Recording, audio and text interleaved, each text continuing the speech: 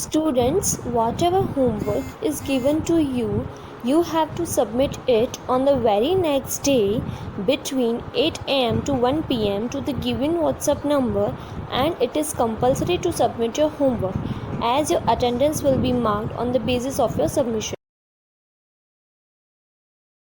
Hello everyone, this is Rajan Kumar with a new topic, that is solution of an equation of chapter 11 algebra of class 6 mathematics. So let's start with it. First we have to remember for solution of an equation, that is the value of the variable which satisfies the equation is called the solution or root of the equation.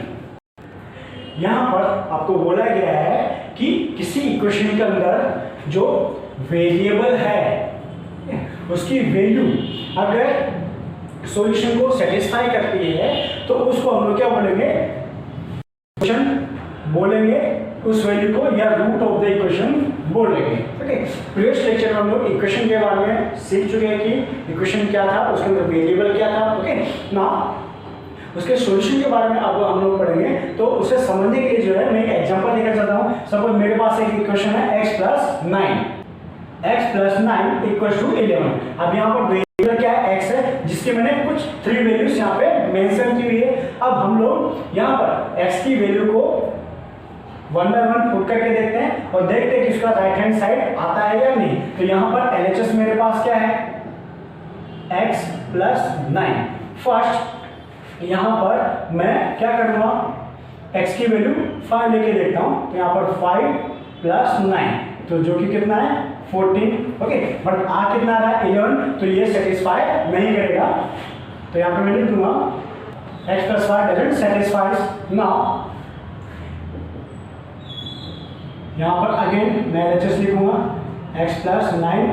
तो यहाँ पर x की value अब मैं 2 लेके चलता हूँ. यहाँ पर 2 + 9 जो कितना हो जाएगा 11. ओके, तो यहाँ पे आप देख पा रहे हैं यहाँ पे RHS की वैल्यू हमें मिल जाती है. तो यहाँ पे आप क्या लिखोगे, सो x = 2 सेटिस्फाइज. ओके, तो यहाँ पर ये 2 जो है ये क्या होगा, सॉल्यूशन होगा. इसको हम रूट ऑफ द इक्वेशन भी बोल सकते हैं. नाउ इसे मैं आगे लिख लेता हूँ.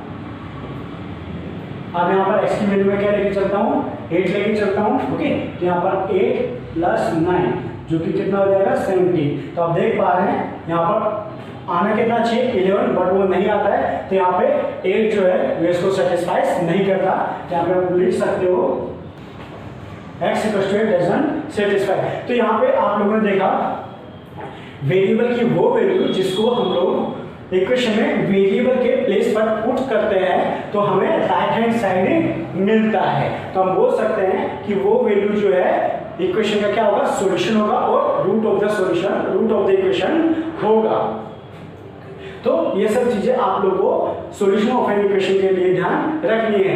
और यहाँ पर ये जो मेथड है, इस मेथड को हम लोग क्या बोलेंगे, ट्रायल एंड एरर मेथड, जो कि क्या है, एक लेंथी मेथड है. तो और ये इनडायरेक्ट मेथड है, बट इसे समझने के लिए मींस इसके सॉल्यूशन के लिए जो हम लोग एक इजी वे सीखेंगे जो कि कुछ इस तरह से होगा. ना अब हम लोग बात करते हैं डायरेक्ट मेथड की. डायरेक्ट मेथड क्या होता है, तो सब यहाँ पे मेरे पास इक्वेशन क्या है, x + 9 = 11. अब यहाँ पर मैं क्या करूँगा, जो लेफ्ट हैंड साइड है इसके यहाँ पर जो वेरिएबल है, इस वेरिएबल की जगह हम क्या करेंगे, एक बॉक्स ड्रॉ कर देते हैं. यहाँ पर +9 एज इट इज और = 11. ना अब आपको सपोज करना है कि 9 में ऐसा क्या नंबर प्लस किया जाए कि 11 आ जाए. तो यहाँ पे हम 2 प्लस करते हैं. तो यहाँ पर क्या हो जाएगा, 2 and 9 कितना हो गया 11. ओके, तो यहाँ पर x की वैल्यू क्या आएगी 2. तो ये हो गया आपका सॉल्यूशन और root of the equation. Okay, now इसे आप ऐसा भी कर सकते हैं, सपोज x + 9 = 11. यहाँ पे इक्वेशन आपको गिवन है. अब यहाँ पर हमें इसकी वैल्यू फाइंड आउट करनी है. तो इसके साथ में यहाँ पे जो कुछ भी दिया है, ठीक है, उसे हमें रिमूव करना होगा। तो यहाँ पर हम क्या करेंगे, ये x अब यहाँ पे +9 है, ओके, यहाँ पर 9 को ऐड किया है तो हमें इसको क्या करना पड़ेगा, सब्ट्रैक्ट करके रिमूव कर देना पड़ेगा। आपको ध्यान रखना है अगर प्लस बोले तो आपको सब्ट्रैक्ट करना है और सब्ट्रैक्ट बोले तो आपको प्लस करना है उसके अपोजिट नंबर से, ओके। अगर मल्टीप्लाई बोला है तो उस नंबर को आपको उसी नंबर से डिवाइड करना है, ओके, और डिवाइड बोला है तो उसे मल्टीप्लाई करना है, ओके। तो यहाँ पर हम देखते हैं, यहाँ पर ये x +9, ओके। अब ये +9 है तो इसका ऑपोजिट नंबर क्या होगा, -9, ओके। अब ध्यान रखना है यहाँ पे ये जो -9 आपने लिखा है वो आपको इक्वल टू साइन के बोथ साइड लिखना है। तो यहाँ पर कुछ ऐसा होगा, ओके। अब यहाँ पे +9 एंड -9 तो ये क्या होगा, 0 हो जाएगा, ओके। नाउ इक्वल टू 11 - 9 तो ये क्या आएगा 2। अब x + 0 क्या होगा x और ये 2 एज इट इज। तो यहाँ पर जो है आपको x की वैल्यू क्या मिलेगी 2, मींस वेरिएबल की वैल्यू क्या मिलेगी 2, जो कि क्या होगा आपका सॉल्यूशन होगा और रूट ऑफ द इक्वेशन होगा। नाउ इसी तरह से आप बाकी के सम्स अगर आपसे पूछे जाए तो आप उनको इसी तरह से सोल्व कर सकते हैं।